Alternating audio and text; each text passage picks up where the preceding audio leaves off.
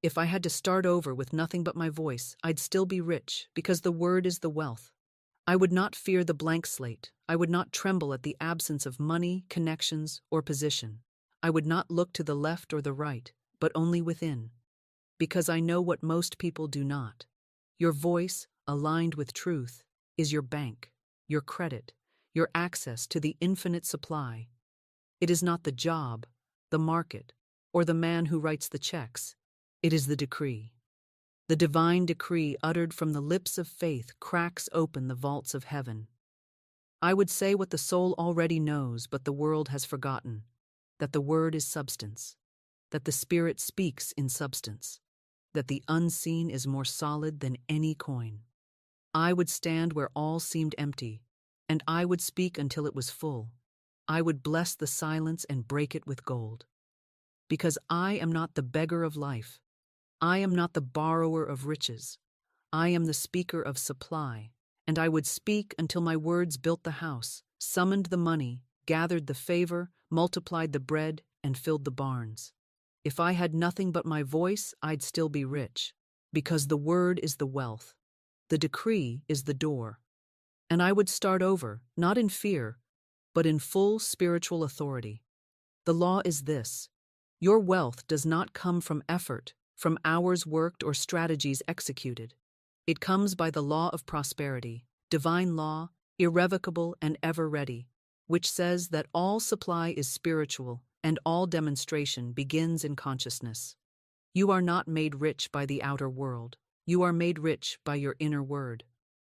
It is law that what you impress upon the subconscious must be expressed in your affairs. And most men live in poverty not because God is absent, but because their speech denies him. They affirm lack, they worship delay, they bow before fear. But the law of prosperity is unmoved by appearance. It does not care if your pockets are empty, if your account is low, if your clients are silent or the market is cold. The law only asks, what are you speaking? What are you imagining? What are you declaring to be true? Because the word is the mold, and supply is the molten gold that fills it. Let the weak say, I am strong. That is not poetic sentiment. It is spiritual precision. It means, even when your hands are trembling and the door is closed and the bank account is whispering lies, you say, I am strong. You say, I am rich. You say, there is no delay in divine supply. You speak the truth of spirit, not the report of the senses, because your voice is the lever that lifts the weight of the world off your back. Most people are not starting over financially. They are starting over spiritually. They have built their fortunes on sand. They have hustled without declaring. They have moved without listening. They have tried to earn what was meant to be spoken into form. And so, when the tide comes in and sweeps it all away, they think they have lost. But I tell you, you have only lost what was never truly yours. What is yours by divine law can never be taken. What is yours by spiritual decree must appear again. And so I say, start over, but not by strategy. Start over in consciousness. Start over in your words. Tear down the house of doubt and build the mansion of truth. Begin again, not in fear, not in striving, not in logic, but in declaration. Because the wall that kept you from millions was never made of stone. It was made of silence. It was made of hesitation. It was made of begging instead of commanding. Break it now. Speak your word. Align with law. Declare that your supply is spiritual, eternal, invisible, and now being made visible. Speak until you see it. Declare until you hold it. Say it until it comes, because that is how the law of prosperity moves. Not by effort, but by authority, by alignment, by divine words spoken in faith. And you have that power now. You must speak riches, not poverty. You must declare the unseen as if seen, and do it with a voice that does not tremble, a voice that knows its power, a voice that remembers its source. Most people wait to see the money before they feel secure. They wait to receive the check before they give thanks. They wait for the door to open before they call it theirs. But divine law does not operate on human delay. It moves only when you move by faith, when you dare to declare what the eye has not yet seen and the hand has not yet touched. You say it first. You command it first. You speak it in the silence, in the absence, in the nothingness, and you speak it as if the whole world already agreed. That is the secret of wealth. Not ambition, not worry, not strategy, but divine speech, rhythmically repeated, spiritually backed, unquestioningly believed. You do not need to convince the world. You need only convince your subconscious. And the subconscious, when properly impressed, will build your fortune, organize your affairs, arrange your meetings, fill your account, and place you in the right place at the right time to receive what you have already called forth in the spirit. The outer is the echo, the inner is the sound. So I say unto you, declare it now. Say, I now draw to myself wealth divine, and nothing can keep it from me. Say it not with hesitation, but with certainty. Say it as the law. Say it as a decree from the throne of your own divine authority. You are not speaking to wealth. You are speaking from it. You are not begging a distant force to help you. You are summoning what is already yours by divine inheritance. Let this sentence become your sword, your staff, your daily bread. Say it in the morning. Say it when fear creeps in. Say it before you check your bank account. Say it until your very atmosphere hums with the vibration of provision. I now draw to myself wealth divine, and nothing can keep it from me. Let every word ring like a bell in your soul. Let it dissolve doubt. Let it cancel limitation. Let it undo years of worry and striving. Let it rewire your entire being until you no longer hope for money, you expect it.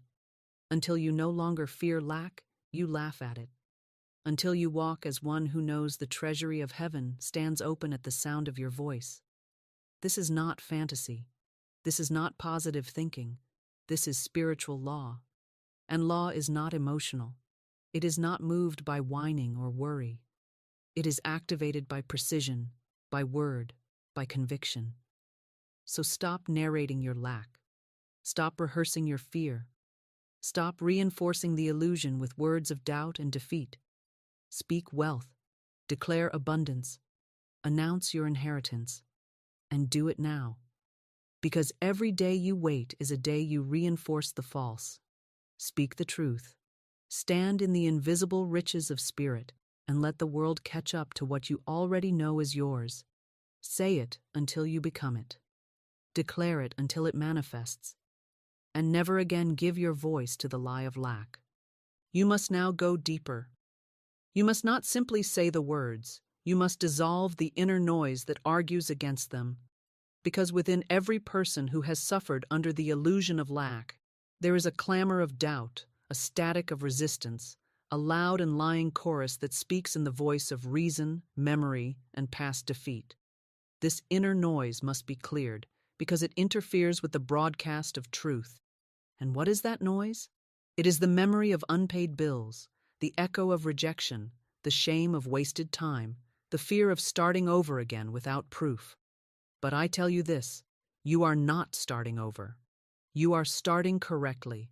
You are not beginning again. You are beginning from alignment. And that is the only beginning that matters, because the former things shall be remembered no more. The old voice, the one that says, you tried this before and it didn't work, the one that whispers, maybe some people are just lucky, the one that shouts, be realistic. That voice is not your voice. That is the voice of the world's hypnosis. That is the voice of collective fear. And it is not divine. It is not permanent. It is not true. So you must speak until that noise is silenced. You must repeat the truth until it rings louder than the lie. You must say, I now draw to myself wealth divine, and nothing can keep it from me, until that sentence becomes louder than your memory, louder than your fear, louder than your past, louder than the headlines, louder than the bank report. You must not fight the noise. You must replace it, because the subconscious cannot hold two opposing pictures. And when you fill it with the word of wealth, the word of power, the word of truth, it must reject the old image. It must align with what you repeatedly say. Think of your inner world like a radio dial. If you want to hear the frequency of abundance, you must first tune out the static. The static is your old beliefs, your past disappointments, your conditioned logic that says, unless I see it, I can't believe it. But the metaphysical law is this: you believe first, you speak first, you declare first, and then you see. That is the path of the soul. That is the voice of dominion. You are not a seeker of riches. You are a divine magnet. You are not chasing wealth. You are commanding it. And when the inner frequency is set, when the static is cleared, when the word becomes flesh within you, the outer world must mirror it. It is law. It is inevitable. The old self who struggled, who calculated, who panicked at the sight of an empty wallet, she is no longer here. She has been replaced by the one who knows, the one who speaks, the one who tunes her mind to truth and lets nothing interrupt the broadcast. Let the inner noise be stilled now. Let the static fall silent. Let the voice of spirit speak through you with clarity, rhythm, and certainty. You are the temple, the transmitter, the magnet, the vessel, and divine wealth is already rushing to fill every part of you that is now aligned with its frequency. Say it until it is your new silence. Say it until it is the music of your soul. Say it until your very being vibrates with the certainty that nothing, absolutely nothing, can keep from you what God has declared to be yours. Poverty is not a punishment. It is a spell, a spoken curse, a whispered agreement, a sentence handed down not by God but by man, repeated again and again until it hardened into appearance. It is not reality. It is not law. It is not divine. It is the echo of words long forgotten, words you may not even remember speaking, words that were spoken over you by frightened parents, weary teachers, anxious friends, bitter voices who had themselves bowed before the altar of lack. Money doesn't grow on trees. You have to work hard for every dollar. That's too expensive. That's not for people like us. These words, seemingly small, repeated over and over, entered the subconscious and set the thermostat of your life. And now, like a home preset to stay cold, you have walked through the seasons of your life with your heat turned down by the words of others. But I tell you now, you are not cursed. You are not bound. You are not limited by your job, your age, your education, or your economy. You are bound only by the words you have accepted as true. And the moment you choose to say a new word, to install a new sentence, to shatter the old spell with a new decree, you are free. You are released. You are reprogrammed. You are restored to your divine inheritance. And the one sentence that will do it is not long or complicated or poetic. It is a simple arrow of truth shot straight into the illusion. It is this: God is my unfailing supply, and large sums of money come to me now, under grace, in perfect ways. This is not a wish. It is not a charm. It is a truth, a spiritual detonator, that when spoken in faith, with repetition, with rhythm, with full inner consent, will blow the chains off your consciousness and flood your life with the substance it calls forth. You must no longer repeat the sentences of limitation. You must no longer describe your poverty. You must no longer decorate your struggle with language. Every time you say, I can't afford it, every time you sigh at a bill, every time you speak of delay or lack or strain, you reinforce the false spell. You add another brick to the wall that stands between you and your good. Tear it down now, with your word, with this word, with the sentence that restores your place in the flow of divine abundance. Speak it and do not stop. Speak it in the face of contradiction. Speak it when you feel foolish. Speak it until the old spell breaks and you realize the truth was always there, waiting, watching, ready to flood in the moment you opened the door. God is my unfailing supply, and large sums of money come to me now, under grace, in perfect ways. This is your sword. This is your staff. This is the sentence that shatters the spell. Speak it and be made free. The law that makes this possible is the law of substitution, a divine mechanism as old as creation itself, written into the invisible structure of your being, humming through the ethers, commanding that no two things can occupy the same space in consciousness at the same time. You cannot believe in wealth and lack simultaneously. You cannot serve both fear and faith. You cannot declare abundance while carrying secret vows of struggle in the back pocket of your soul. And so the law of substitution comes not to shame you, but to free you. It says, replace the lie. Speak the new. Substitute the old image with the divine one. Because when you speak the truth in the face of error, the truth wins. Always. Just as light casts out darkness the moment it is lit, the word of truth dissolves the illusion of poverty the moment it is declared without compromise. That is why I say, this sentence, God is my unfailing supply, and large sums of money come to me now, under grace, in perfect ways, is not just a phrase. It is the spiritual light switch. It is the substitution. It is the replacement of error with divine reality. When you speak this word, you are not trying to convince God of anything. You are not attempting to force a miracle. You are simply installing a new vibration into your own field of belief. And when the subconscious mind hears a word often enough, when it feels it charged with emotion, when it is spoken with expectancy and rhythm and persistence, it accepts it. And what the subconscious accepts, the world reflects. That is the law. The law of substitution does not wait for your perfection. It waits for your participation. It asks you not to clean yourself up before speaking, but to speak and let the word do the cleaning. It asks you not to earn your worthiness, but to declare your inheritance. It commands you to stop repeating the old story, not because the story is shameful, but because it is powerless. You are not poor because of circumstance. You are poor because you have been repeating a sentence of lack under your breath for so long, you thought it was your identity. But a new sentence, a new decree, will evict the old. And that sentence must be spiritual, must be true, must be absolute, must be yours. Not borrowed from another, not mumbled like a ritual, not spoken with crossed fingers, but declared from your soul as law. And when you do that, when you obey the law of substitution and replace the sentence of struggle with the sentence of divine provision, your entire life begins to shift. Not because you forced it, but because you finally aligned with it.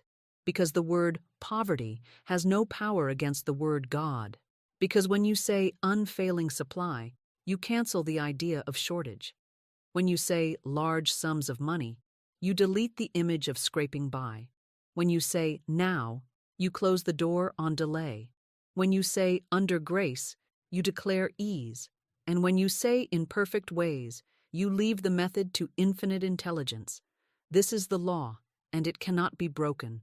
Say the new word, and the old world must dissolve. Say the truth, and the illusion must fall. Say it, and say it now. Because light never waits for permission to shine. It only waits to be lit. Now let me tell you how to say it, not just with your mouth, but with your whole being. You do not chant this sentence like a parrot hoping for crumbs. You declare it as a spiritual commander speaking to creation itself. You do not whisper it with trembling fear. You do not mumble it out of obligation or superstition. You say it with rhythm. You say it with breath. You say it with force that comes not from muscle but from alignment. Because this is not the repetition of desperation. This is the rhythm of dominion. This is your tuning fork to divine frequency. And you say it again and again, not because God needs to hear it, but because you do. Because the first time you say it, it sounds foreign. The second time, it still echoes with doubt. The third time, you wonder if it's working.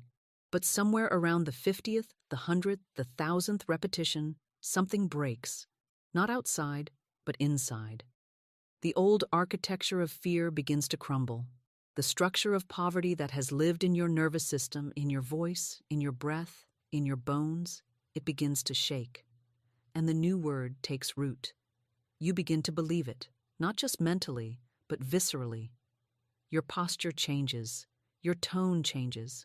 Your very atmosphere begins to shift. God is my unfailing supply, and large sums of money come to me now, under grace, in perfect ways. Let every word be alive. Let each syllable be planted deep into the soil of your subconscious where it can grow and flourish and multiply.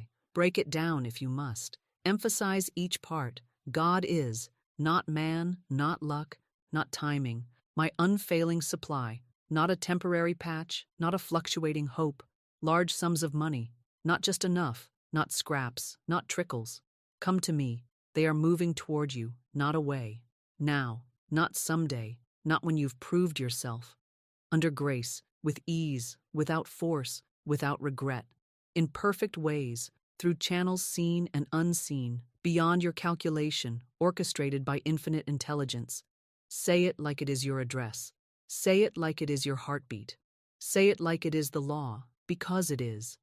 And when doubt arises, when appearances contradict it, when the mailbox is empty and the phone is silent and the bill is due, that is when you say it louder. That is when you lift your head and speak what is eternally true, not what is temporarily visible. Because words spoken in alignment with spiritual law do not depend on physical evidence. They create it. And if you will be faithful to this sentence, if you will speak it not as a wish but as a weapon of truth, if you will repeat it until it etches a new pattern in your mind and body and energy, then the money must come. The provision must appear. The door must open. The spell must break. And your life will become what it was always meant to be. A demonstration of divine abundance, spoken into form by your unwavering word. And now let us go deeper still, not into the words themselves, but into the silent loyalties that have been living beneath them, the hidden contracts with struggle that you never consciously signed, but have nonetheless obeyed for years. Because even as you speak this sentence of truth, God is my unfailing supply and large sums of money come to me now, under grace, in perfect ways, there may still be a part of you, buried under the weight of memory and inherited shame, that resists it.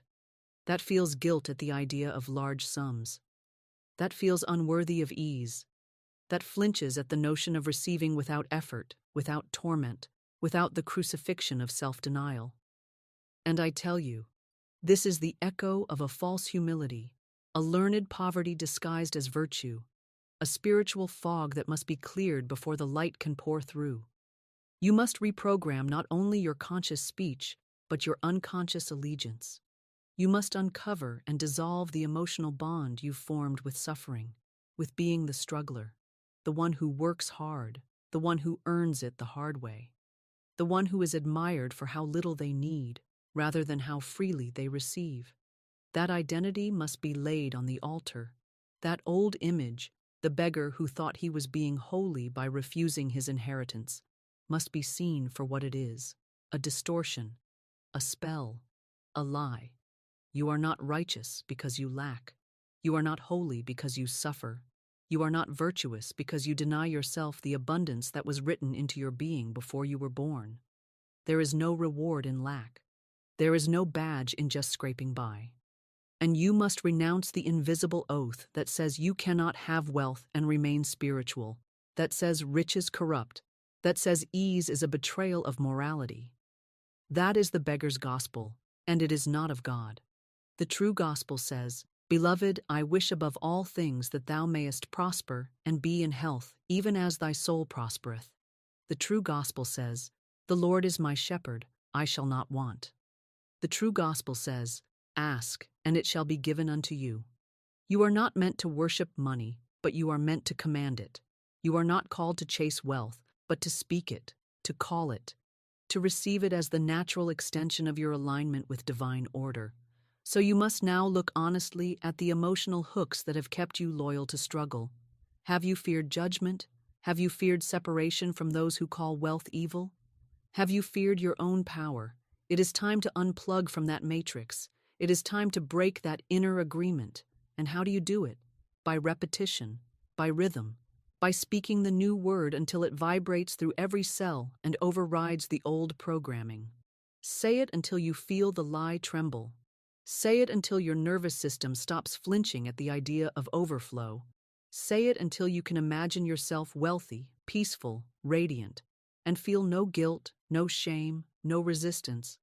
Say it until it becomes your new peace, your new silence, your new identity. God is my unfailing supply, and large sums of money come to me now, under grace, in perfect ways. That is not just a sentence. It is a sword that severs you from the bondage of generational scarcity. It is a ladder out of the pit of inherited shame. It is the thunder that cracks the illusion and opens the heavens. Say it, and be transformed. Speech is the bridge between spirit and substance. It is the narrow, golden thread stretched across the chasm of invisibility, the divine cord that pulls what is eternal into what is material, the only tool given to man that can speak to both the unseen and the seen and command them to align. Before there is form, there is word. Before there is manifestation, there is declaration. Before the check is written, the blessing is spoken.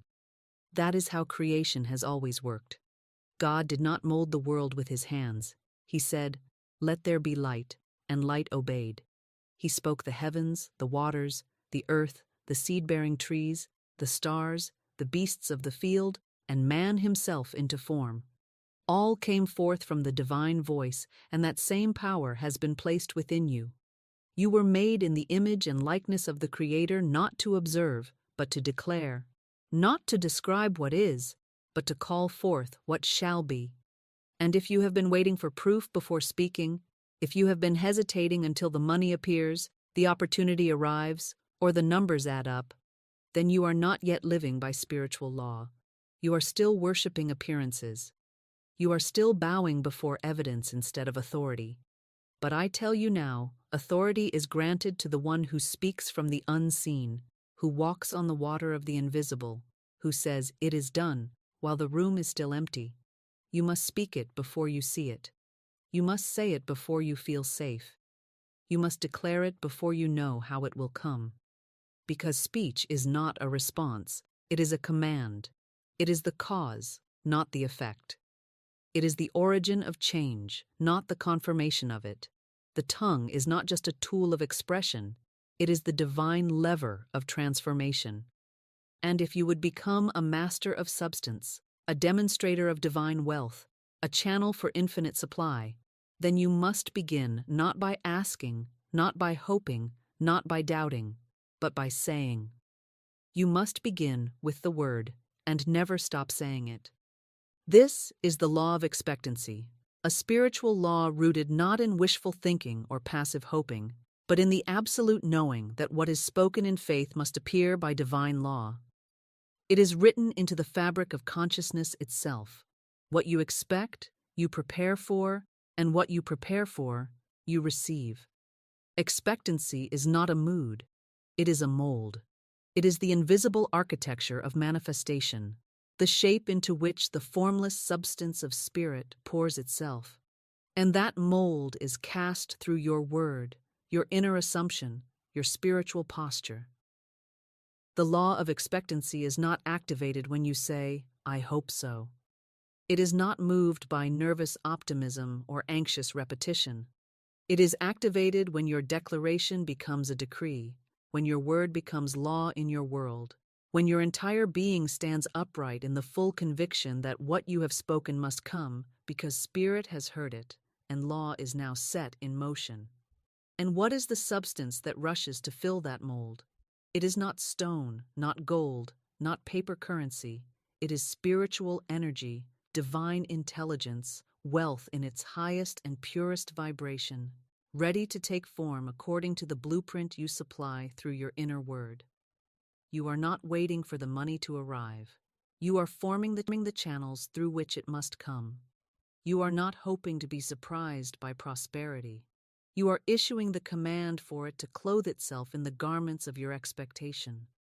And how do you know this is law? Because it was written, "You shall decree a thing, and it shall be established unto you." That is not poetry. That is not metaphor. That is a spiritual mechanic, a divine formula, a metaphysical transaction backed by the Word of God. But you must understand this. The decree is not a soft wish, not a polite request, not a passive phrase. It is a spoken command from the soul aligned with the infinite, spoken in full belief, spoken with rhythm, spoken with certainty, spoken with the full expectation that the moment it is said, it is done. It may not yet be seen, but it is already complete. The law of expectancy does not wait for results, it creates them. And your part in this law is to form the mold by what you say, by what you believe, by what you hold as inevitable. If you expect delay, delay will serve you. If you expect lack, lack will visit. But if you expect abundance, abundance must rush to meet you.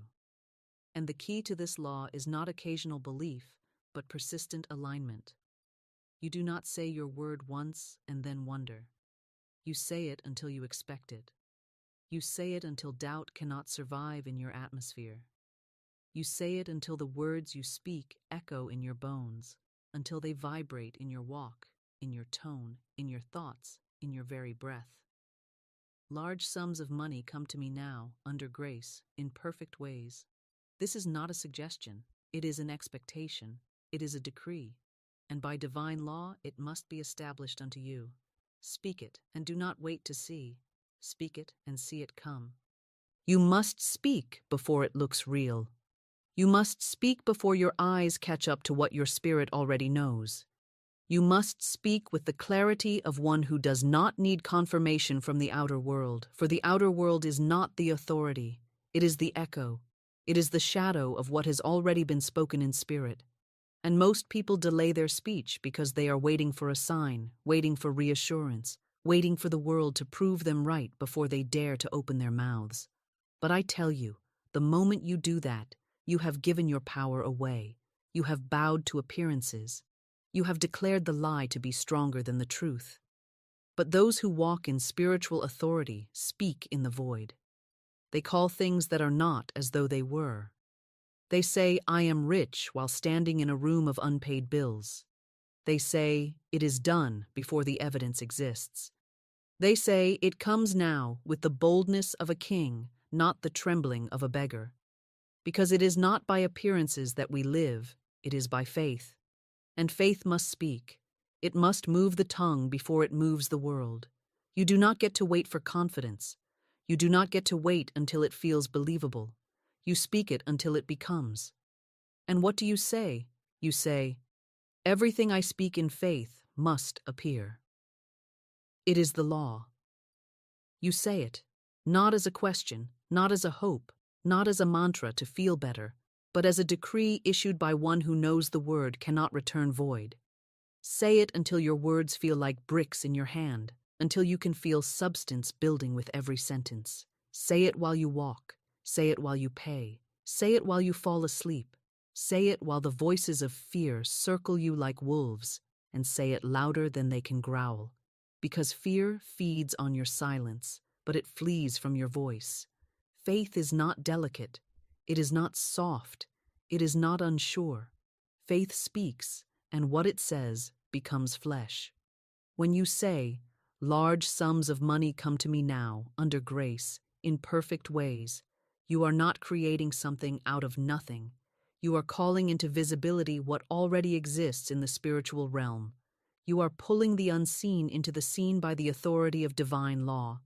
And if you will speak without ceasing, speak without doubting, speak without begging, speak without delay, speak until your atmosphere shifts and your identity solidifies and your inner world overflows, then you will not have to chase what is yours. It will find you. It will follow you. It will recognize your voice, because your speech has become your signature. Your declaration has become your receipt. Your word has become your wealth. Speak it before you see it. Walk as if it's done. Say it until there is no separation between the voice and the vision. Say it and never stop saying it. Because you are not practicing magic. You are obeying law, and law never fails. Now comes the sacred labor, the inward cleansing, the daily undoing of old impressions, the quiet yet relentless rebuilding of your inner temple according to the blueprint of divine wealth. Because even as you speak the word in boldness, even as you declare truth with the tongue, the hidden chambers of your consciousness may still carry the ghost of lack, the echo of unworthiness, the residue of former beliefs that told you prosperity was for others, that money was hard, that abundance was rare, that riches were dangerous. These are not just thoughts. They are images, and images are powerful. They are the silent architects of your world, shaping your behavior, your vibration, your expectancy, and ultimately, your outcomes. And so, the spoken word must not only be declared into the atmosphere, it must be installed into your being, replacing image with image, frame by frame, thought by thought, until your entire inner movie shifts from one of scarcity and struggle to one of overflow, ease, and divine orchestration.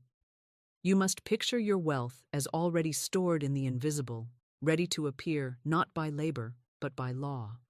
You must imagine your supply like rain held in the clouds, forming, gathering, heavy with your name, needing only the command of faith to pour. You must no longer see yourself as one who needs to earn it, prove it, chase it, but as one who calls it forth with calm authority, as one who carries the atmosphere of already done.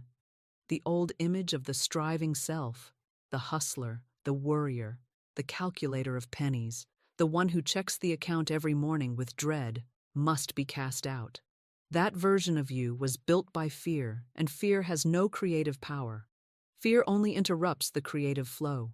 It burns the bridge between what is spoken and what is seen. It cuts the current of faith, and the moment you believe the fear, the circuit is broken and the image collapses.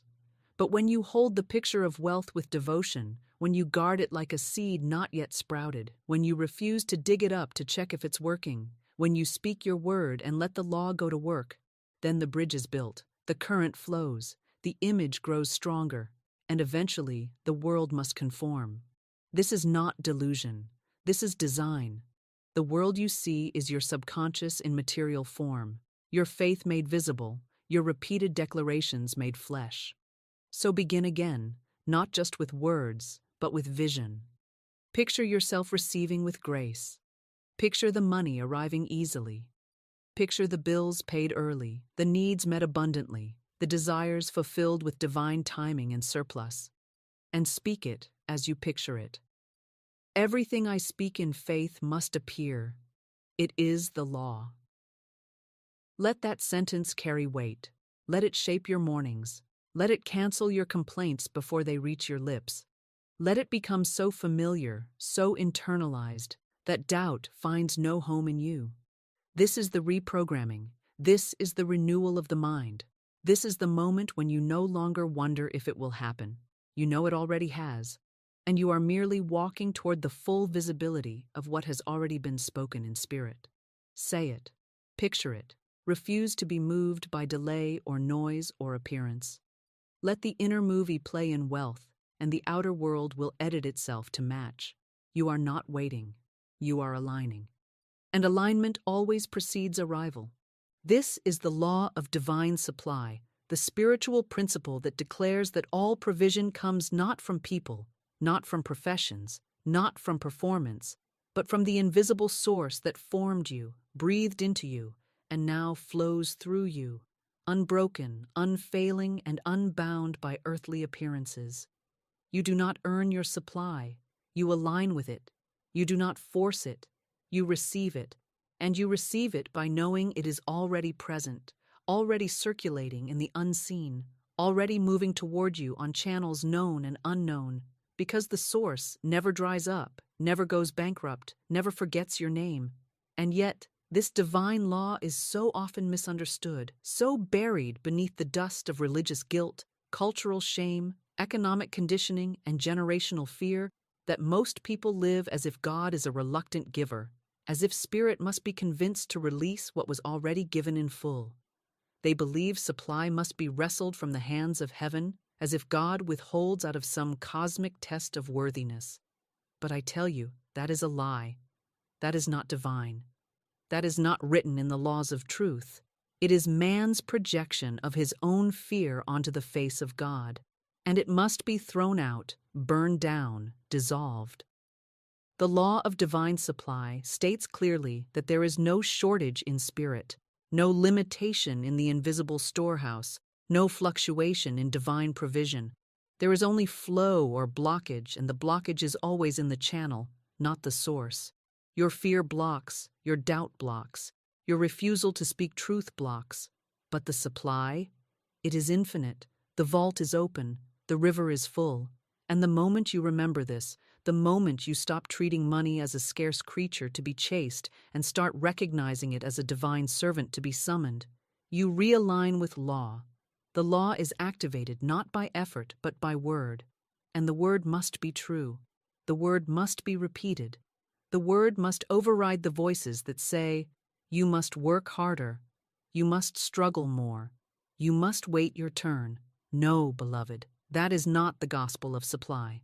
The gospel says, prove me now, saith the Lord of hosts, if I will not open the windows of heaven and pour you out a blessing that there shall not be room enough to receive it. Do you hear that? The command is not to plead, but to prove the law by using it, to speak boldly, to declare daily, to walk as if the windows of heaven are already open, because they are. It is not God who hesitates. It is not spirit who delays. It is only man, living in appearance, speaking in fear, expecting from the outer instead of declaring from the inner. But when you speak from truth, when you declare supply as unfailing, when you stop looking to people and start looking to principle, the channel opens. And when the channel opens, supply flows. It is not personal. It is not emotional. It is law. And the law says, speak the truth, and supply will pour. Declare the invisible, and it must become visible. Walk in the rhythm of faith, and the vault will respond to your voice. This is the law of divine supply, and it is already working. The only question is, are you speaking the words that open the flow, or the ones that block it? Choose now. Speak now. Prove now, and the heavens must obey. And now I give you the word to speak, the command to utter, the key that fits the lock of the invisible vault, the phrase that bends law into motion and opens channels wider than your imagination could ever construct. Every dollar I need now appears by divine law.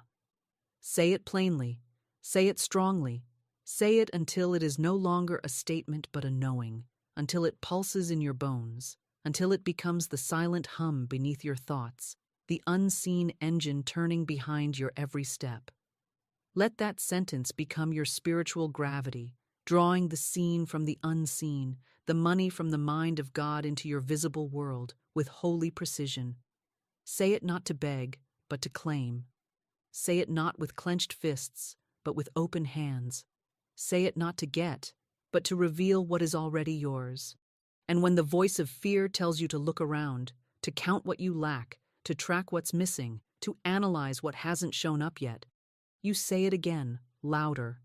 You speak the sentence that overrides delay, that dissolves the mirage of not enough, that silences the voice of the world and tunes your entire being to the frequency of fulfillment. Every dollar I need now appears by divine law. You must stop speaking in future tense. You must stop saying, one day I'll have it. Maybe it'll come. I'm trying to believe. That language is neutral, weak, disconnected from the power source. Divine law moves now. Supply is present now. Spirit responds to clarity, to decisiveness, to the voice that does not flinch. And if you will speak this sentence every morning before you check the numbers, if you will say it every night before sleep writes new instructions upon your subconscious, if you will speak it in the parking lot, in the grocery aisle, at the desk, in the car, while walking, while resting, while breathing, then the old mental tracks will begin to break. The loops of lack will fall silent. The grooves of worry will fade. And in their place, a new inner rhythm will rise. A rhythm that knows. A rhythm that calls. A rhythm that receives. Because this sentence is not just a declaration. It is a magnet, a tuning fork, a law in motion. And it must echo through your being until every cell, every thought, every expectation dances in harmony with its truth. Every dollar I need now appears by divine law, not by accident, not by force, not by manipulation, by divine law. That means it comes through grace. It comes on time. It comes through channels prepared before you even knew you'd need them. It comes because you are in alignment. Because you have spoken. Because the vault cannot remain closed to the one who walks in the truth of their spiritual inheritance. Say it now, say it always. Speak the key, and the treasury must open. This is law, this is truth, this is your instruction. Let no other voice interfere. Let no other belief override. Let no other sentence escape your lips. You are now the speaker of supply, and your words are the golden bridge between heaven's vault and earth's demonstration. Speak, and it must be. Declare, and it must come. Now you must rewire the self-concept that has secretly believed not enough was your identity, not just your condition. Because until now, many of you have not simply lacked money. You have become lack in thought, in posture, in emotional rhythm, in daily language. You have worn scarcity like a garment, draped invisibly over your shoulders, woven into the fabric of your self-image through years of repetition and emotional agreement. You have spoken as one who expects denial. You have prepared for disappointment. You have walked into situations already rehearsing rejection, already assuming insufficiency, already bracing for another delay, another shortage, another not yet. And I tell you, this identity, this false self, has nothing to do with your divine design.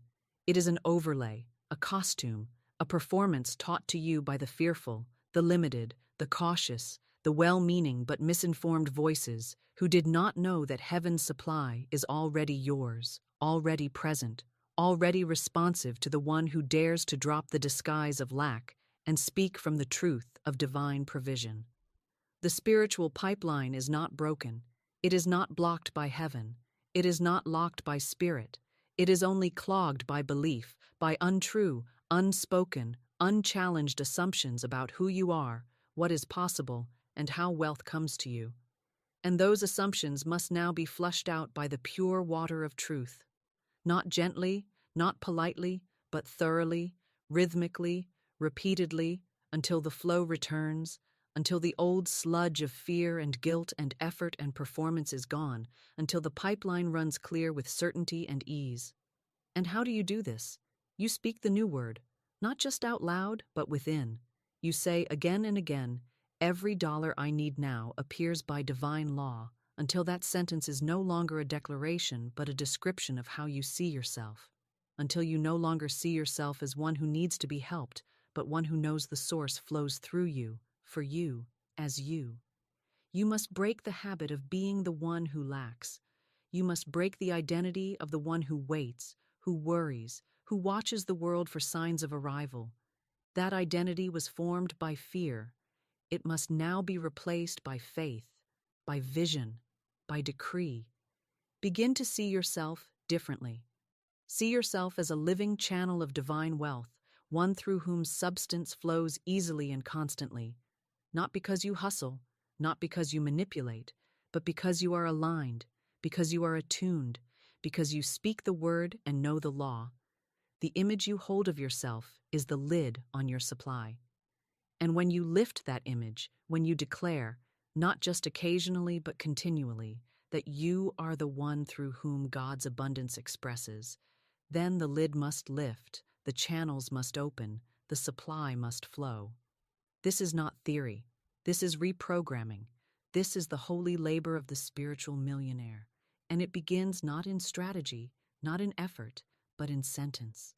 The sentence must become your rhythm. The rhythm must become your vibration. And the vibration must become your atmosphere. Every dollar I need now appears by divine law. Say it until the old self cannot live in your body. Say it until the pipeline runs clean. Say it until heaven's treasury flows through you like breath, like water, like light. Say it, and be renewed. You are not waiting on the money. The money is waiting on your authority. It is not far away. It is not running from you. It is not lost in some maze of worldly confusion.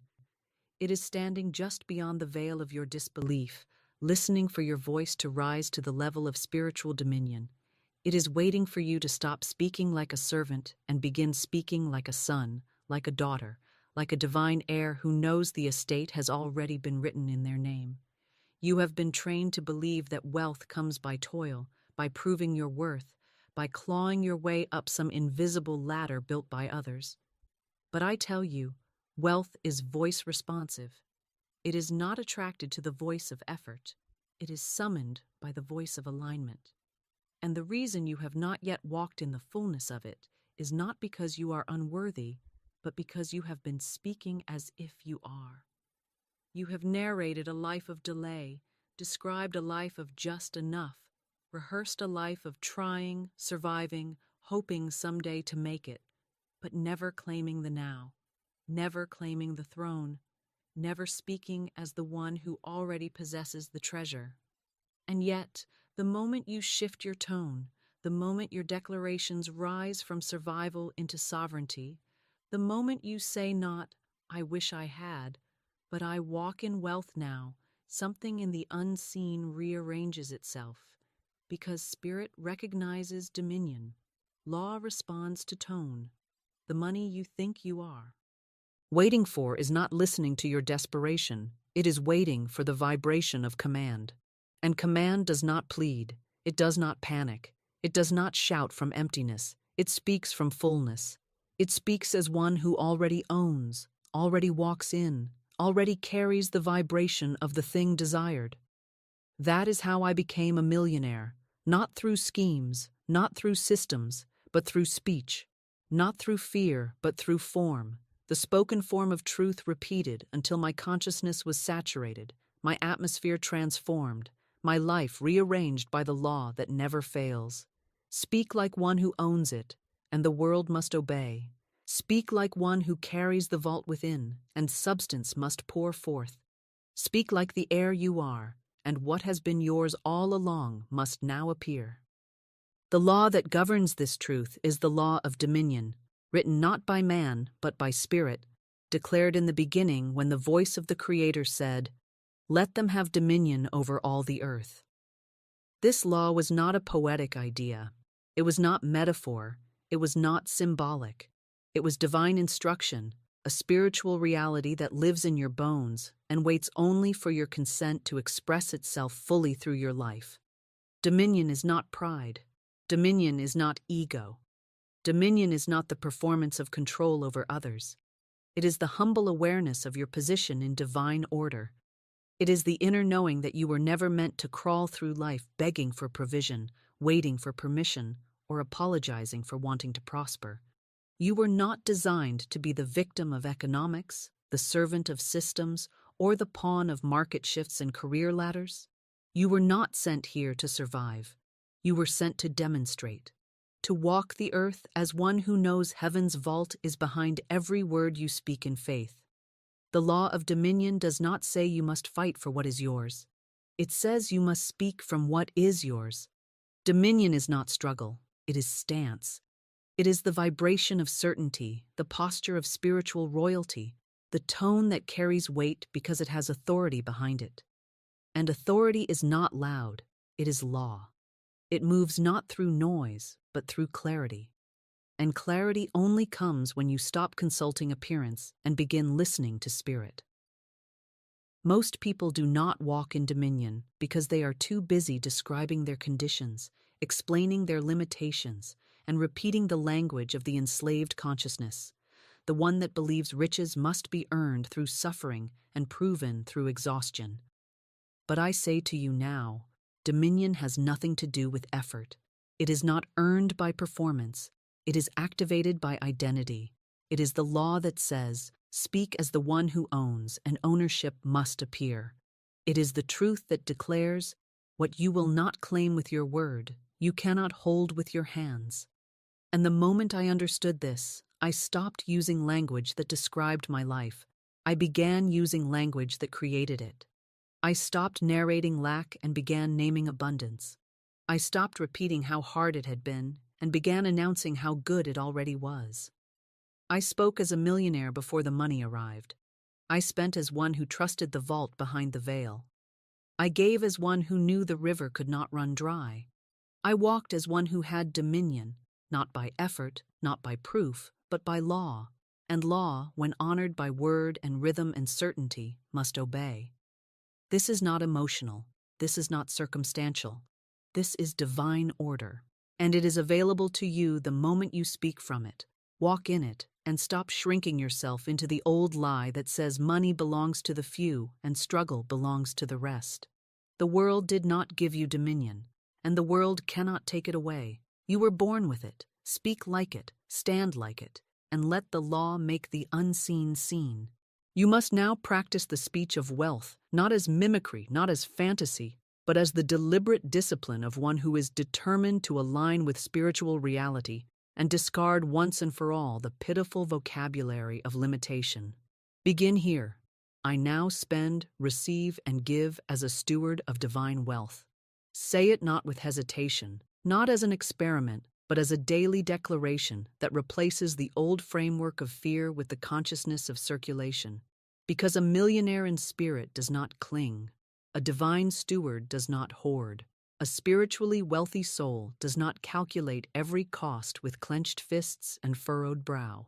Instead, they speak, and they speak from flow. They speak from the river, not the reservoir. They give because they know more is always arriving.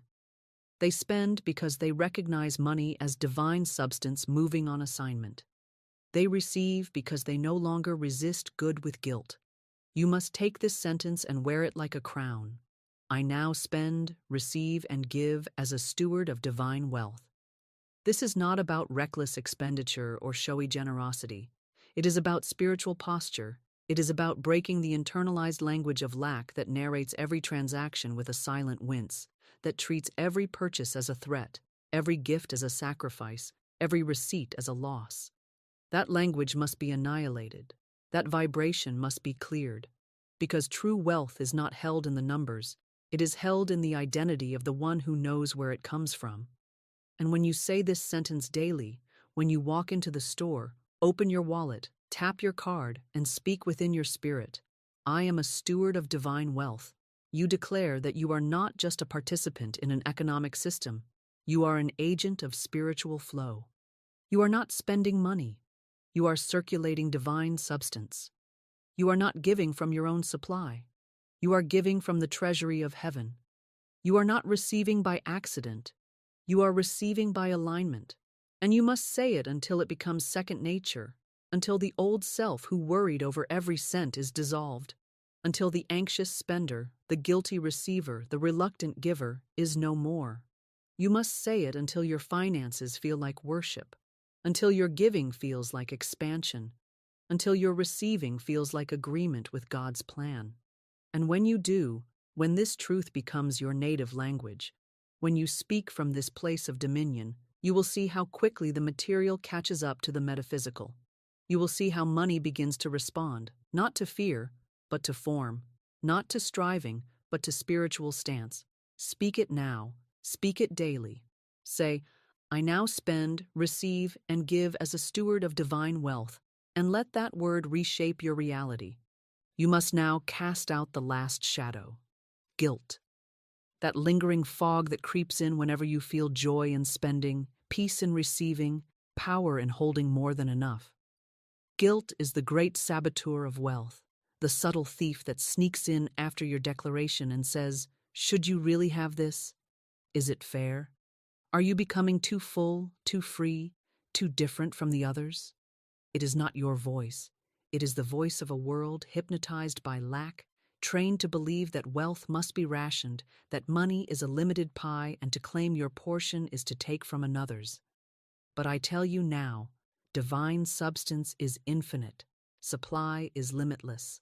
God's treasury is not divided by logic or morality or fairness. It is distributed by law, and law responds to consciousness. And consciousness expands through repetition, through vision, through fearless receiving. You must now tear out the guilt by its roots. You must refuse to feel wrong for being provided for being blessed, for being answered.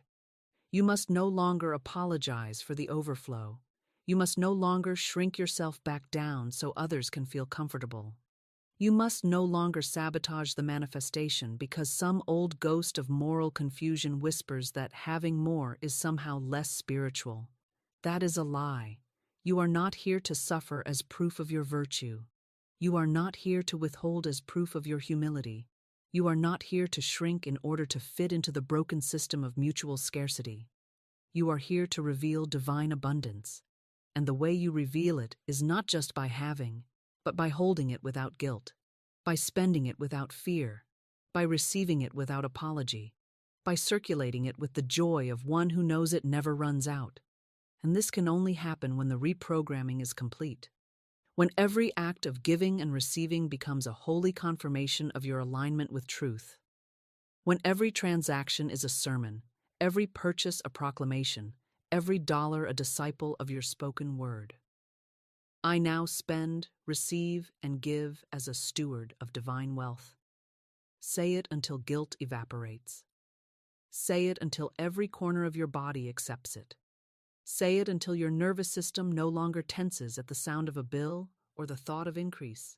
Say it until wealth no longer feels like a threat to your peace, but the full expression of your purpose. You were never meant to hoard, but you were never meant to fear. You were never meant to beg, but you were always meant to command. You were never meant to carry guilt. You were meant to carry glory. And divine wealth is a form of glory, a reflection of divine order, a demonstration of what happens when law is spoken, when identity is claimed, when the old self of shame is put to death and the new self of truth rises and reigns. Say it, live it. Let guilt be dissolved forever. You are not wrong for being rich. You are wrong only if you speak as if you are still poor. Speak rightly, live freely, circulate joyfully, and let divine substance flow. Delay is not divine. It is disobedience to truth. It is the mental stall caused by doubt, by fear, by hesitation, by smallness parading as patience. I tell you now, heaven is not slow. The Spirit does not procrastinate. God is not confused about the timing of your good. Delay is never from above. It is born from within. It is the byproduct of words not spoken, faith not declared, doors not walked through, truths not owned, identities not stepped into. It is the illusion of time mocking the eternal nature of spirit. It is the ego's favorite sedative, telling you to wait until you're ready, until it's the right moment, until conditions improve, while the law stands still beside you like a silent chariot, waiting for your command to move. Divine timing is not delay. Divine timing is precision. It is the orchestration of infinite mind moving through open channels, responding to the frequency of your consciousness, flowing into form at the speed of your faith. And faith does not stall. Faith does not calculate. Faith does not negotiate with appearances. Faith speaks now, moves now, receives now, because spirit is always now. You have been taught to romanticize waiting, to sanctify your hesitation, to frame your stuckness as surrender. But I say, the moment you truly surrender to truth, things move, heaven moves, supply moves, opportunity moves. The only delay is disbelief. The only slowness is speechlessness. The only blockage is the unspoken word. Say it now. What is mine cannot be late. And watch delay dissolve like mist in the heat of revelation. This is governed by the law of divine right timing, not the human idea of patience as passive suffering, but the divine order that moves all things in perfect rhythm when alignment is complete, when consciousness is clear, when the channel is clean, and the word has been spoken without wavering. Divine timing is never about waiting for something outside of you to change. It is about the removal of inner contradiction. It is about the sacred synchronization of thought, word, and expectancy. Most people misunderstand this law because they interpret silence as absence, and they confuse spiritual precision with cosmic hesitation. They think God is stalling, when in truth it is they who have not yet spoken with authority.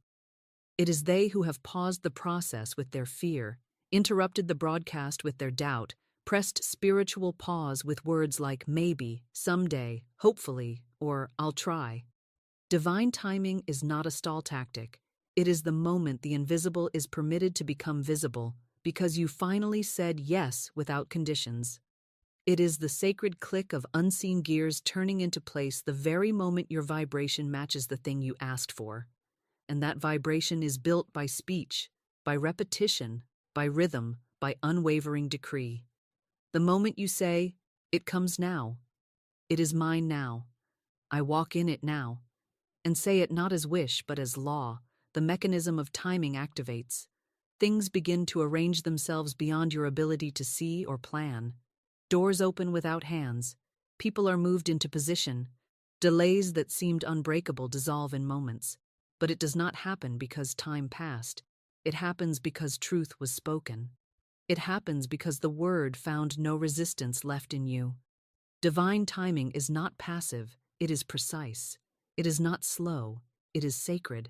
It is not whimsical, it is law. And the law says this: before they call, I will answer. Did you hear that? Before the prayer is spoken, the provision is prepared. Before the desire is formed, the way is made. But the answer does not appear in your world until you consent to receive it, until your consciousness is cleared of delay, until you no longer doubt that what is yours now, not later, not in some vague future, not when you earn it or prove it or become more spiritual, but now, because divine law is timeless, and it only responds to what is spoken in present tense power. So stop calling delay divine. Stop romanticizing waiting. Stop interpreting your own resistance as God's timing. Divine timing moves as fast as your faith. Speak now, believe now, expect now. And the answer that was already prepared will break into your world the moment your word matches its rhythm. Say it. What is mine cannot be late. It rushes to me now, under grace. This is law, and law never hesitates. Now hear me clearly, and do not let this truth slip from your grasp. You must stop telling the story of delay. You must stop narrating the timeline of lack. You must stop feeding the illusion that what is yours is far away, hidden, postponed, or dependent on someone else's approval. Because the more you tell that story, the more you reinforce the false image of a sluggish universe, a withholding God, a conditional good that must be chased or begged or coaxed into existence. That is not the way of truth. That is not the language of law.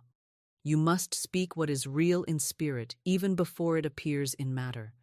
You must say with absolute certainty, what is mine cannot be late.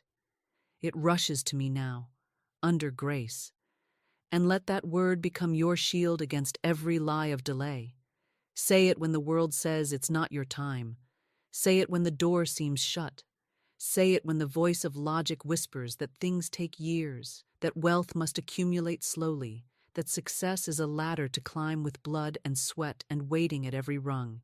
Say it louder than the voice of caution, the voice of the past, the voice of old disappointment. Because law is not bound by time. God is not confined to the calendar. The supply you seek already exists in the eternal now. It is not waiting to be created. It is waiting to be claimed. And you claim it not by force, but by word, not by effort, but by expectancy, not by pleading, but by positioning your consciousness in the present moment and declaring, it is here, it is now, it is mine. That is not delusion. That is dominion. That is not denial. That is design. And the more you speak this truth, the more you cancel the script of delay that was never yours to begin with. Because delay is a mental agreement. It is a vibration that says, not yet. But the moment you say, now, the current begins to flow. The timing adjusts. The divine choreography accelerates. What once took years collapses into weeks. What once seemed distant appears suddenly, because you stopped pushing it away with your own words of hesitation. You do not manifest by waiting. You manifest by speaking, and you speak in the tense of spirit, now. What is mine cannot be late. It rushes to me now, under grace. Say it before you feel ready. Say it until the old habits break. Say it until you no longer check the clock or the calendar, because you know that divine order does not run on human time. It runs on truth. And truth moves faster than any appearance. Speak it, live it, and let what is already yours rush to meet you on the breath of your word.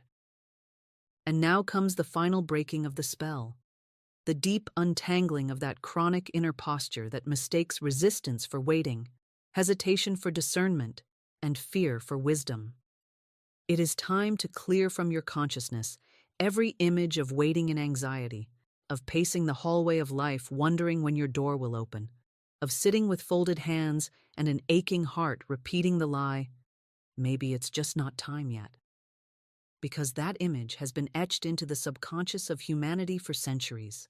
A picture of delay draped in spiritual clothing, a doctrine of deferred good dressed up as humility, a worship of time instead of a command of truth. And I tell you now, that image must be shattered. That identity must be replaced. You are not a waiter. You are not a beggar. You are not a passive soul suspended in cosmic limbo, hoping the heavens will one day remember your name. You are a speaker of truth. You are a doer of word. You are a child of now, and now is the only time Spirit knows. So the reprogramming begins here, not with effort, not with striving, but with the discipline of speaking and seeing rightly. You must see your manifestation as already formed, already moving, already halfway into view. You must imagine it as a train barreling toward your station, not waiting on your worthiness, not stopping to ask your permission, but speeding toward your life because your words set it in motion. And your job is not to delay it by second-guessing. Your job is to prepare for it, to open your arms, to make space, to speak rhythmically. What is mine cannot be late. It rushes to me now, under grace, in perfect ways. Say that until your nervous system calms. Say it until your breath deepens. Say it until the vibration of doubt, hesitation, and maybe not yet is no longer welcome in your body. Say it until the only thing left in you is the still, steady certainty that all things are working in perfect rhythm and that delay was never divine. It was only disbelief in disguise. Visualize your good arriving on time. Walk through your day as one who expects. Make decisions as one already provided for. Clear your calendar not in fear, but in faith. And every time the old delay image tries to return, every time you are tempted to describe the wait, to explain the pause, to worship the process instead of commanding the result, you speak the new word again, not as a ritual, as a reality. You say, "My divine timing is now. The door opens now.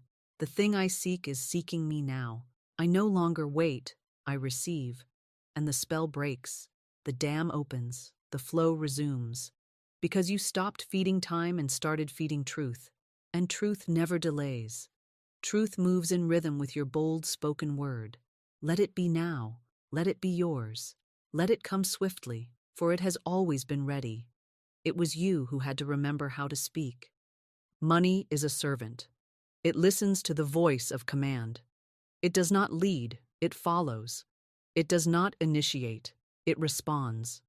It has no will of its own, no agenda, no power apart from the energy and instruction given to it by the one who speaks from spiritual authority.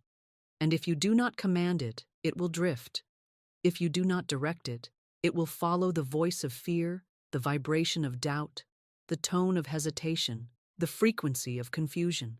You must understand this. Money is not your master. It is not your reason. It is not your identity. It is your servant. And servants must be told where to go, what to do, how to move. Money is not summoned by need. It is summoned by command. It is not attracted by panic. It is magnetized by presence. And presence is the product of faith spoken aloud. Faith that walks into the empty room and speaks overflow. Faith that opens an unpaid bill and declares divine surplus. Faith that sees a closed door and says, "Another opens for me by divine law." This is not about pretending. This is not about acting. This is not about ignoring reality. This is about creating reality with the only tool that has ever had the power to do so, your word. Say it with me now, even if your voice shakes. I am the voice that money obeys. I command it with faith. I send it forth with clarity. I receive it without fear. That sentence alone can shift your atmosphere. That sentence alone can reorder your world. Because fortune follows not the clever, not the strategic, not the calculating. It follows the voice of faith. And faith is always bold. Faith speaks first. Faith speaks loud. Faith speaks truth. And truth always draws its own evidence. Speak now, and let the servant come running. This is the operation of the law of command, a spiritual law, immutable and unbreakable, written into the invisible substance of all creation, waiting not for your effort, but for your voice. It is this law that separates the wanderer from the demonstrator, the drifter from the master, the one who hopes from the one who knows. The law of command is not a metaphor. It is not poetic language. It is spiritual mechanics. It is the clear, unwavering declaration that spirit responds to conviction, that substance organizes itself around authority, and that divine order is established by the one who dares to speak as if the thing already is. Not in confusion, not in apology, not in polite suggestion, but in clear spiritual decree.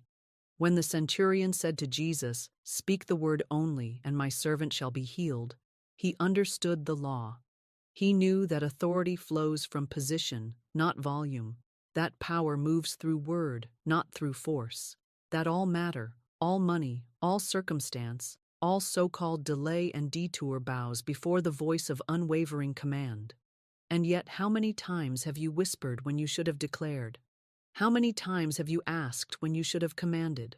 How many times have you described your situation when you were meant to define it?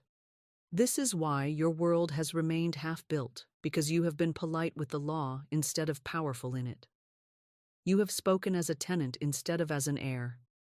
You have forgotten that the law does not respond to emotion, it responds to alignment. It does not bend to desperation, it moves to dominion, and dominion is always vocal. The law of command says this: what you will not say with certainty, you cannot sustain in reality. What you hesitate to name, you will hesitate to receive. What you refuse to affirm, you silently delay.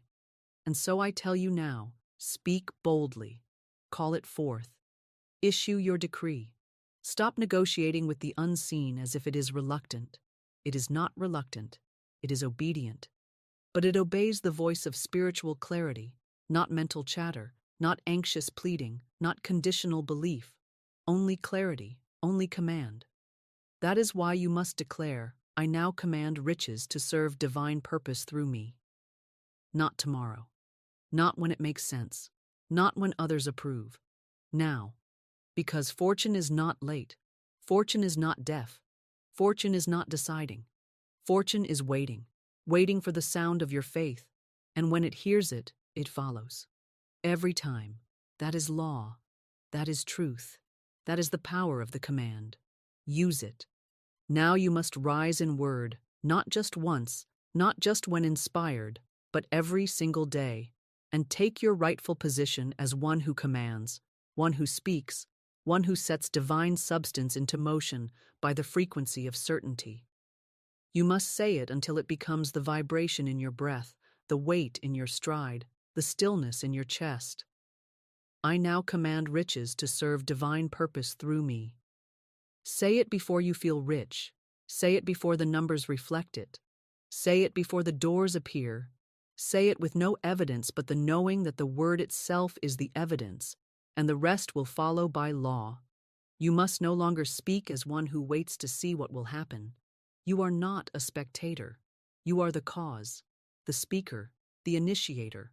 And when you say this sentence, "I now command riches to serve divine purpose through me," you are not ordering the universe in arrogance. You are aligning your voice with your divine identity.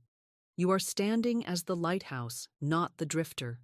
You are moving from echo to origin, from reaction to rulership. This is not a wish, it is a charge. You are commanding money not to serve your fear, but to serve purpose. Not to inflate your ego, but to expand divine order. Not to prove something to others, but to prove the law. And law, once spoken through you, once affirmed with rhythm, once repeated until it carves a new groove in the stone of your being, must obey. Do not water this down. Do not shy away. Do not couch it in disclaimers. Do not say, well, if it's meant to be, no. Speak with finality. Speak with honor. Speak as one who has remembered their place in the structure of spirit. Say, I now command riches to serve divine purpose through me. Let that sentence burn through your old timidity. Let it dissolve your hesitation. Let it silence the inner voice that still asks permission to be provided for. You do not need permission. You need alignment. You need agreement between your word and the law. And when you speak from that agreement, money no longer feels like a stranger. It recognizes your tone, responds to your breath, arranges itself according to the clarity of your decree. This is your new tongue. This is your daily speech. This is your sacred charge. You speak, and it serves. You speak, and it flows. You speak, and divine purpose now has its channel. Speak, and do not stop. Speak and command it. Speak and be transformed into the very image of the one who always had the power, not in effort, but in utterance. Say it now. I now command riches to serve divine purpose through me. And watch the invisible rise into form at the sound of your faith. And now, let the reprogramming descend deeper, past the mind, past the memory, past the layers of habit that have silently tied your identity to lack and your nervous system to guilt. Because here is the final stronghold, the fear of having more, the unspoken terror of becoming the one who no longer struggles, the quiet resistance to overflow, not because you don't want it, but because somewhere within you've been taught that to have much is to risk much.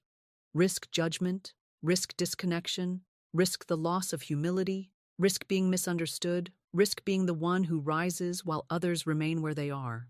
And this fear, though unspoken, has lived in the back room of your being like an uninvited tenant, coloring your choices, whispering hesitations, softening your declarations so they don't come too fast, too loud, too real.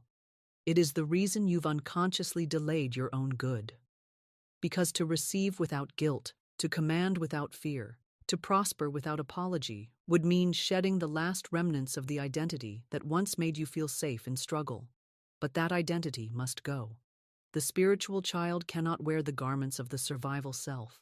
You cannot command riches to serve divine purpose and then tremble when they arrive. You cannot speak like a steward and then shrink like a beggar. You must become fully reprogrammed to hold wealth as your peace, not your problem. You must train your body to feel calm in overflow. You must teach your heart that being provided for is not selfish, it is sacred. You must rewire your atmosphere so that having more feels as natural as breathing, so that spending, giving, circulating money feels not like a loss but like a divine function, a holy current flowing through an open, unclogged vessel. This is the transformation, from fearing riches to carrying riches, from shrinking around money to sending money, from asking if you're worthy to realizing you were always chosen to reveal the abundant nature of God through your words, your hands, your accounts, your giving, your quiet confidence. And you do this not by thinking new thoughts, but by speaking new truths until they echo so deeply that the old codes of fear and guilt are dissolved, overwritten, replaced. You must say, I now command riches to serve divine purpose through me, not just as a line, but as a lifestyle. You must say it when it feels untrue. You must say it when the old fear returns. You must say it until the voice of apology dies and the voice of dominion rises, because only one can lead. Only one can be your source code. And it must be truth. It must be authority. It must be love without guilt, power without shame, stewardship without self-abandonment. Say it. Say it again. Say it until the nervous system relaxes and the soul expands, and the wealth that once felt too big now feels like home. Say it until you are reprogrammed to command, not ask, to speak, not wonder, to carry, not flinch.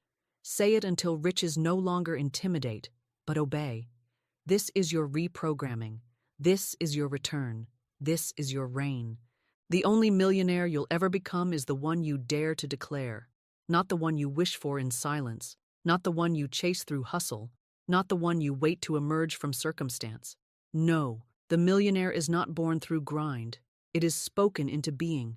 It is called forth by word, sculpted by rhythm, summoned by breath that knows itself to be holy, aligned, unbreakable. And if you still believe wealth begins outside of you, if you believe it starts in economy, in education, in opportunity, in who you know or where you've been, then you are living backward. You are casting your voice into a mirror and expecting the reflection to change before your face moves. But I tell you, it is your word that forms the substance. It is your tone that awakens the millionaire self. It is your bold, rhythmic, unapologetic declaration that calls forth the invisible riches already coded into your being. You are not trying to become rich. You are not hoping to stumble upon success. You are not waiting for the evidence of wealth before you claim the identity that births it. You are speaking it now. And as you speak, you shape. As you declare, you become. As you affirm, you awaken what has always been inside, sleeping behind fear, buried beneath hesitation, waiting for your permission to rise. Say it. I speak the millionaire within me into form. My voice carries the frequency of wealth. My word is my wealth made visible. Let that be your first sentence each morning. Let it burn through your old image. Let it walk ahead of you into every room. The world may offer opportunity, but only your word can give you identity. And identity is everything. Speak now, not as one who hopes, but as one who knows. And let the millionaire rise to meet your voice. This is governed by the law of identity, and it is one of the most ignored yet most powerful spiritual laws ever spoken into existence. For as a man thinketh in his heart, so is he. Not as he hopes, not as he wishes, not as he performs, but as he thinks in his heart, his inner image, his spoken self-definition, his silent declarations repeated day after day until they harden into atmosphere. You see, the world is not responding to what you do. It is responding to who you believe you are. And if you continue to speak as one who is seeking, searching, begging, surviving, adjusting, waiting, then you can only ever receive what matches that vibration. But the moment you shift into identity, into the I am, into the spoken form of who you truly are in spirit, you begin to emit a frequency that no appearance can ignore. Because law does not respond to personality. Law does not respond to effort. Law does not respond to struggle. Law responds to identity, to form, to vibration, to word backed by being. And when you say, I am the wealth of God made visible, you are not playing with language. You are activating code. You are drawing the unseen self into visibility. You are calling forth the inner millionaire not from fantasy, but from spiritual memory. For this self already exists. It is the version of you that has never doubted, never feared, never apologized for abundance, never begged for scraps, never flinched at overflow. This version of you was formed in divine substance and clothed in divine law, and the only thing that can hold it back is your refusal to speak it forth. Identity is not found, it is declared, and when you declare, I am the wealth of God made visible, heaven nods in recognition. Law moves in acknowledgement. Substance responds with precision, because it is only the bold declaration of identity that opens the gates. The servant may ask, the beggar may hope, but the heir declares. The heir walks in the authority of I am, and until you walk in that rhythm, until you speak from that name, you will remain outside the gates of your own estate. But when you speak the millionaire within into form, when you call it forth as if it were already done, when you align every thought, action, and atmosphere with that identity, then the world must conform, not by chance, not by effort, but by law. Say it, own it, walk in it. You are not becoming, you are remembering. You are not chasing, you are revealing. and your voice is the instrument of manifestation. Speak and be made new. Speak, and the millionaire in you steps into the room. Now you must do what few dare to do, not just believe you are wealthy, but speak as the wealth itself, not as one in pursuit of abundance, but as the embodiment of it. You must say, I am the wealth of God made visible. I do not chase money, I reveal it. Say it until the chase dissolves. Say it until the anxiety vanishes. Say it until your nervous system ceases to pulse with the false urgency of pursuit and instead vibrates with the calm, magnetic rhythm of divine revelation. Because you are not here to run after provision. You are here to stand still in truth and let provision recognize you, align with you, find you, flow to you. You must stop imagining that money lives outside of you. You must stop assigning it to banks, to clients, to trends, to bosses, to channels that change and systems that collapse. You must begin to know, deeply, absolutely, rhythmically, that the only wealth that matters is the wealth you carry in your voice, the wealth you activate through word, the wealth you awaken through the I am. You are the expression of divine substance, and when you declare your identity, that substance moves. You do not chase the thing. You reveal the self that magnetizes the thing. Say it. I do not chase money. I reveal it. Let that become your daily decree, your inner atmosphere, your response to every fear that whispers, what if it doesn't come? Because it must come. Not because you deserve it, not because you've earned it, but because you've aligned with it. The law is mechanical. The law is exact. The law is activated not by need but by knowing. And knowing is born from speaking. So speak this. I am the wealth of God made visible. Speak it until your tone changes. Speak it until your spine straightens. Speak it until you no longer interpret opportunities as lifelines but as rightful appointments. Speak it until every interaction you have carries the aroma of overflow. Until you walk into rooms and lack fleas because it cannot find a home in you anymore. This is not fiction. This is not ego. This is not illusion. This is spiritual truth spoken into a world that has forgotten its source. You are not here to perform for prosperity. You are here to reveal it. And the way you reveal it is not by explaining or proving or explaining again. It is by declaring, without hesitation, without apology, without softening your tone to suit the fear of others. I am the wealth of God made visible. That is the law speaking through you. That is God remembering himself in your form. That is truth wearing your voice. Say it. Say it often. Say it until no other sentence fits. And the riches that once felt distant will begin to show up. Not because you chased them, but because you spoke as the one who was never separate from them to begin with. Speak and reveal. Speak and receive. Speak and be made whole in the image of divine supply. And now let the final veil fall, the last illusion that your voice is weak, that your words are mere sounds, that your declarations are hopeful wishes floating aimlessly into the ether. That is the lie you must tear out now. Because the truth is this: your voice is the carrier of divine vibration, and every syllable you release in faith sends a command through spiritual substance that reshapes the field around you, rearranges what seems fixed, and summons into form what has long been waiting on the edge of visibility.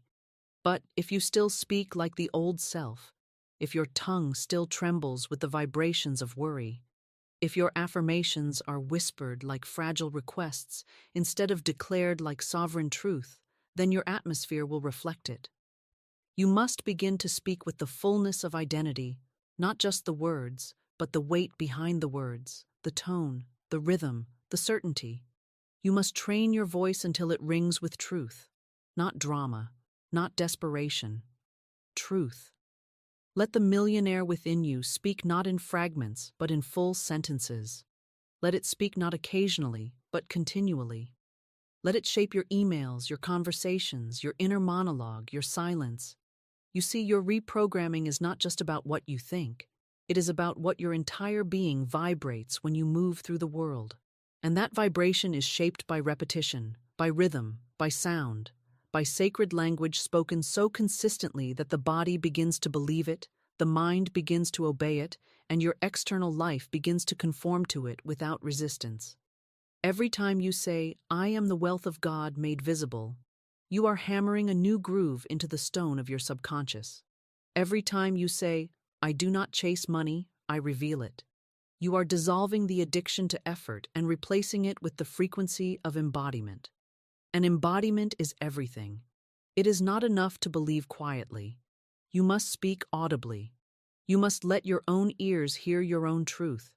You must walk through your day as one who cannot speak fear, not because you are trying to be positive, but because fear no longer lives in your vocal cords. You must let your voice be colonized by faith, by truth, by identity, until nothing else feels natural. Until the old way of speaking, the one that explained delay, that justified lack, that decorated disbelief with nice language, feels foreign to your mouth. That is when you know reprogramming has taken root. That is when you no longer have to try to feel wealthy. You sound wealthy. You carry it in your breath. You deliver it in every sentence. And wealth responds to that sound. It hears your voice and recognizes its origin. Speak, and your voice becomes the vault. Speak, and your wealth becomes the echo. Speak, and every lie that said "you can't" breaks under the authority of "I am." This is your sound now. This is your shape now.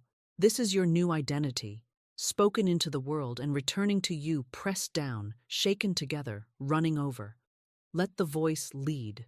Let it carry you into form. Let every cell of your being remember the truth.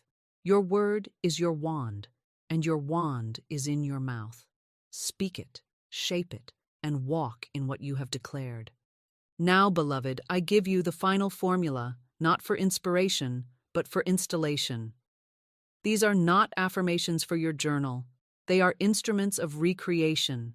They are chisels for the mind, hammers for the subconscious, golden incantations that carve new grooves into the stone of your being until wealth is not something you try to believe in, but something you cannot forget.